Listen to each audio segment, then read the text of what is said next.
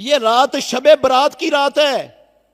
اس رات میں وہ جس نے پیدا ہونا ہے اس کا نام لکھا جاتا ہے, جس نے مرنا ہے اس کا پتہ ٹوٹ جاتا ہے. جناب یہ قسمتوں کی رات ہے, یہ رزق کی تقسیموں کی رات ہے, یہ بڑی بابرکت رات ہے, یہ بڑی مبارک رات ہے, یہ لیلۃ القدر جتنی برکتوں والی رات ہے. کہاں لکھا ہوا ہے یہ سارا کچھ؟ قرآن کے کس پارے میں, کس صورت میں لکھا ہوا ہے؟ محمد الرسول اللہ صلی اللہ علیہ وسلم کے کس سچے سچے صحیح سند کے ساتھ فرمان میں لکھا ہوا ہے؟ اللہ کے گھر میں کھڑا ہوں, پیدا کرنے والے کی قسم اٹھا کے کہتا ہوں, دیانتداری سے کہہ رہا ہوں, یہ شب برات کا نام نہ قرآن میں ہے نہ پیارے پیغمبر کی حدیث میں.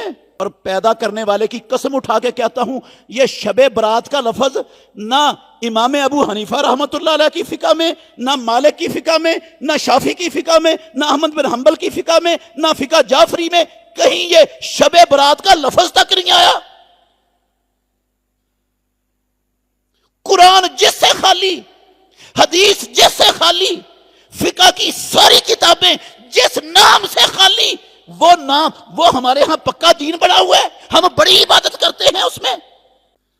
محمد الرسول اللہ صلی اللہ علیہ وسلم, اللہ کے گھر میں کھڑا ہوں, امام الانبیاء محمد الرسول اللہ صلی اللہ علیہ وسلم نے پوری نبوی زندگی, کعبے کے رب کی قسم, پوری نبوی زندگی 15ویں شعبان کی رات کو نہ شب برات کہا, نہ آپ نے اس رات میں کوئی سپیشل جاگ کر عبادت کی, اور نہ اس دن کا سپیشل روزہ رکھنے کا کہا نہ رکھا, نہ صحابہ نے ایسا کیا. اور نہ ہی یہ رات قسمتوں کی رات ہے, نہ روزیوں کی تقسیم کی رات ہے, نہ پتے لگنے اور جھڑنے کی رات ہے, نہ کچھ بات ہی نہیں ہے. یہ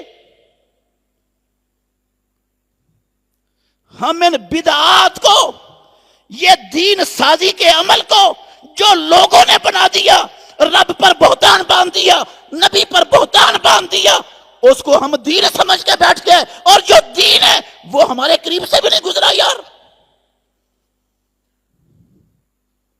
کیسے مسلمان ہے یہ؟ سارا سال نماز نہیں پڑھتے, سارا سال نماز کے قریب نہیں جاتے, اور جناب 15ویں شعبان کو حلوہ پوری پکا کے تقسیم کر دیتے ہیں, جنت کا ٹکٹ مل گیا پکا, سکے بند. نماز کس لیے پڑھنی؟ حلوہ پوری پکاؤ, تقسیم کرو, جنت کا ٹکٹ لے لو مولوی صاحب سے. رات جاگ کر عبادت کرو, کس لیے؟ دن میں 5 ٹائم کیوں وضو کریں, کیوں دکان بند کریں, کیوں نوکری چھوڑیں, کیوں وقت ضائع کریں؟ بس ایک رات آئے گی 15ویں شعبان کی, روزی بھی مل جائے گی, ہر شے مل جائے گا, پتہ بھی جڑ جائے گا, سارا کچھ ہو جائے گا, رات جا کر عبادت کر لو, کامیاب ہو جاؤ گے. یہ دین بنا لیا یار ہم نے. نہ کوئی پوچھنے والا, نہ کوئی سوچنے والا, نہ کوئی غور کرنے والا. میں کیا کر رہا ہوں؟ کس رب کو راضی کر رہا ہوں؟ رب بدعات سے راضی ہوتا ہے, خرافات سے راضی ہوتا ہے, نبی کی اتباع چھوڑنے سے رب راضی ہوتا ہے, اپنی من مرضی پر چلنے سے رب راضی ہوتا ہے. کوئی کہہ سکتا ہے بھئی اتنے آپ پریشان کیوں ہیں, وہ عبادت ہی کرتے ہیں تو کرنے دو. بھئی جو عبادت محمد الرسول اللہ نے نہیں نہ کی, اللہ کی قسم وہ عبادت کرنا جھوٹ بولنے سے بھی بڑا گناہ ہے, جھوٹ بولنے سے بھی, شراب پینے سے بھی. اللہ کے گھر میں کھڑا ہوں, دیانتداری سے کہہ رہا ہوں, اللہ وجہ البصیرت کہہ رہا ہوں, شراب پینے سے بڑا گناہ ہے, شراب پینا چھوٹا گناہ ہے. آپ کہیں گے اتنی بڑی بات کہاں لکھا ہوا ہے؟ پیارے پیغمبر ہر خطبے میں پڑھتے تھے, ہر خطبہ جو دیتے تھے نا یہ لفظ پڑھتے تھے محمد الرسول اللہ صلی اللہ علیہ وسلم, فَإِنَّ خَيْرَ الْحَدِيثِ کتاب اللہ وَخَيْرَ الْحَدِيِ حَدِيُّ محمد صلی اللہ علیہ وسلم. سب سے بہتر بات اللہ کی کتاب ہے, اور کائنات کے سارے طریقوں میں سے سب سے بہتر طریقہ محمد الرسول اللہ کا ہے. اور آگے کیا کہتے؟